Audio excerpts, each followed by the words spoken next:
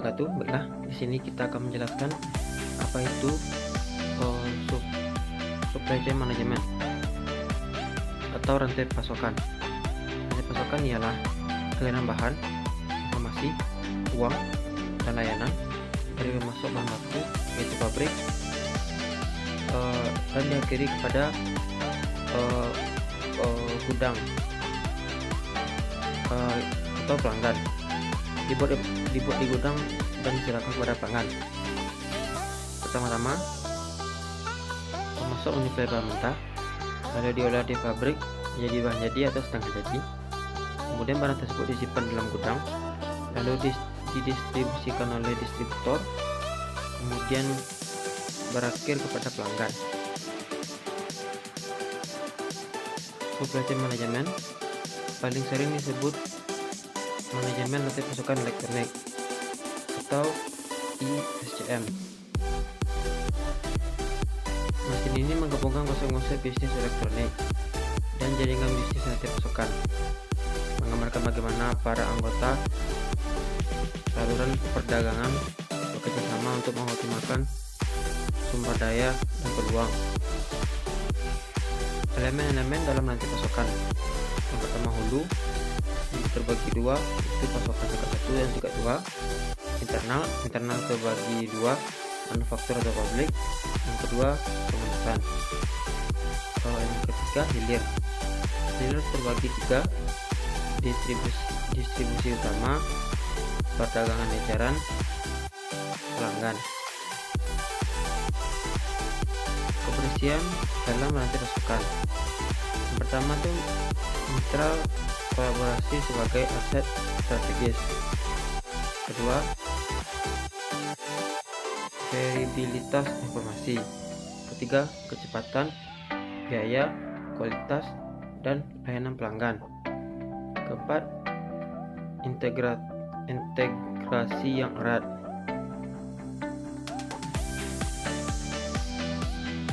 Peluang elektronik. Yang pertama itu kemajuan perangkat lunak.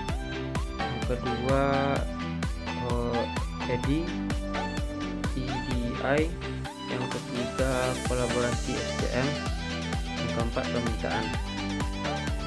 Baiklah, kita akan membahas keuntungan dari ISCM. Yang pertama itu meningkatkan jaringan rantai pasokan. Yang kedua, penundaan yang diperkecil. Yang ketiga, mengurangi biaya. Yang keempat, keakuratan data. Selanjutnya, aktivitas rantai pasokan. Yang pertama itu penambahan rantai pasokan, terdiri dari 3 hal. Yang pertama, integrasi produk dan distribusi untuk memfasilitasi make to order dan penyewaan. Yang kedua, mengurangi biaya inventaris. Yang ketiga, menghapus titik stok. Kedua, aktivitas rantai pasokan ialah pengadaan elektronik. Itu terbagi 3 juga. Pertama, permintaan dan pemesanan. Kedua, pelacakan. Ketiga, pembayaran. Selanjutnya, meningkatkan pengoperasian rantai pasokan. Terakhir, fungsi-fungsi berbasis web, katalog online, pemesanan pembelian, dan pemberitahuan pengiriman. Yang ketiga, bagian dari aktivitas rantai pasokan ialah manajemen inventaris. Itu menggunakan PDA diisi inventaris atau menerima hitungan dan pengalengan. Yang keempat, perencanaan kolaborasi. Pembelian dan penjualan saling menentukan dan memperkirakan rencana. Yang kelima dari aktivitas rantai pasokan ialah e-logistik. Teknologi berbasis web untuk mendukung distribusi data, pelacakan, inventaris, dan transportasi.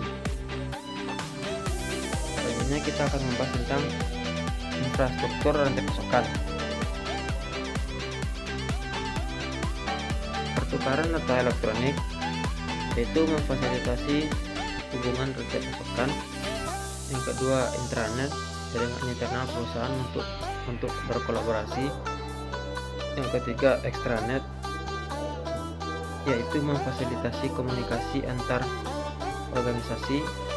Yang keempat, portal perusahaan, yaitu gateway untuk kolaborasi internet dan eksternal dan komunikasi. Selanjutnya sistem aliran kerja, yaitu mengelola aliran informasi dalam organisasi.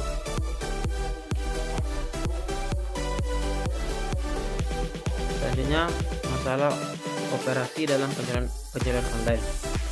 Yang pertama itu masalahnya manajemen inventaris. Yang kedua, paket pesanan untuk pengiriman. Yang ketiga, pengiriman. Yang keempat, pelanggan kembali.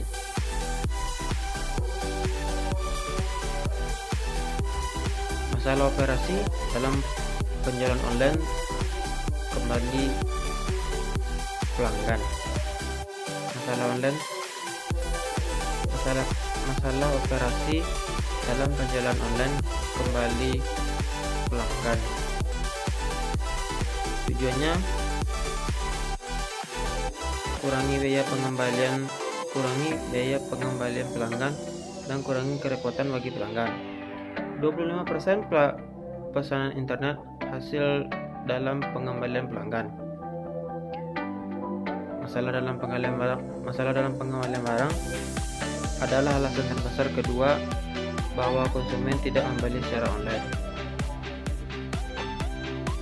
Kedua, pelanggan biasanya membayar untuk pengiriman kembali atau retur. Yang ketiga, membagi pendekatan yang digunakan untuk mengembalikan barang melalui layanan pos, layanan pengiriman pakai kotak, toko batu bata, dan tumpang. Selanjutnya, masalah operasi bagi penjualan online. Yang pertama, pengecer online harus mengirim barang pengganti atau penerbit kredit kepada pelanggan. Yang kedua, pengecer online harus memproses barang yang dikembalikan, yaitu kembalian barang yang rusak ke pemasok kredit. Barang bagus sering dikemas ulang, harga dan dijual ulang.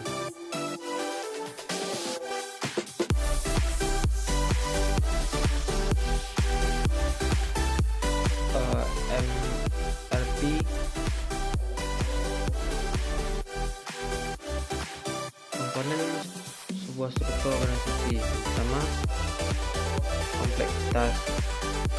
Yang kedua, formalitas, itu tingkat sejauh mana sebuah organisasi menyandar dirinya kepada peraturan dan prosedur untuk mengatur perilaku dalam pegawai. Ketiga, sentralisasi, mempertimbangkan di mana letak pusat pengambilan keputusan.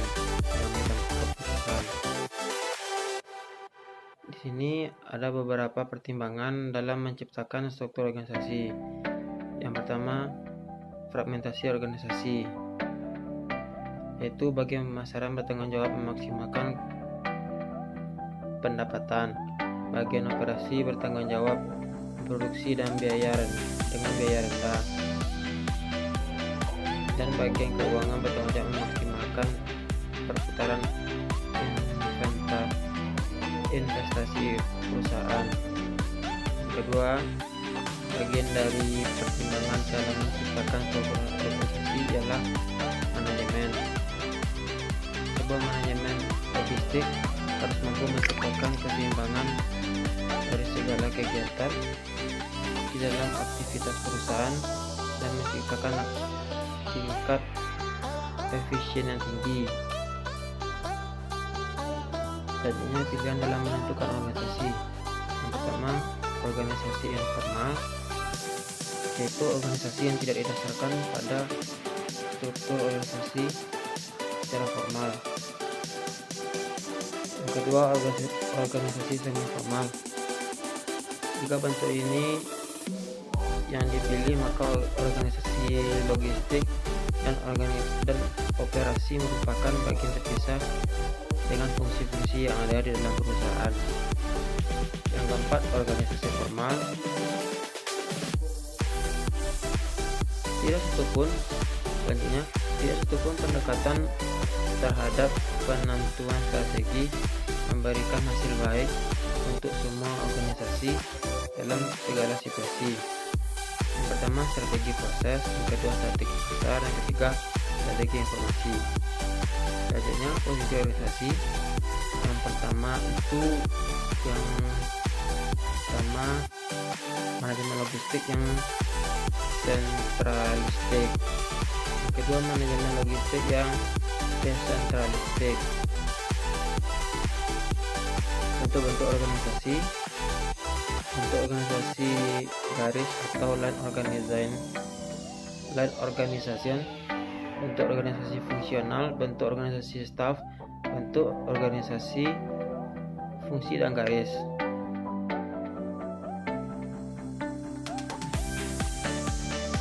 Beberapa kendala yang terjadi akibat organisasi konvensional. Yang pertama, pemumpukan inventory. Yang kedua, biaya kurang transparan. Yang ketiga, batas fungsi menghalangi pengelolaan proses. Yang keempat, pelanggan menghadapi beberapa wajah.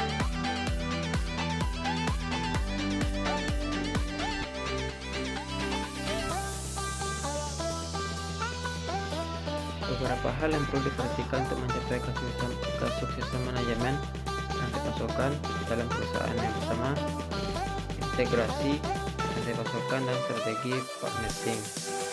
Yang kedua, strategi distribusi. Yang ketiga, desain produk. Yang keempat, teknik informasi dan sistem penunjang. Yang kelima, nilai pelanggan.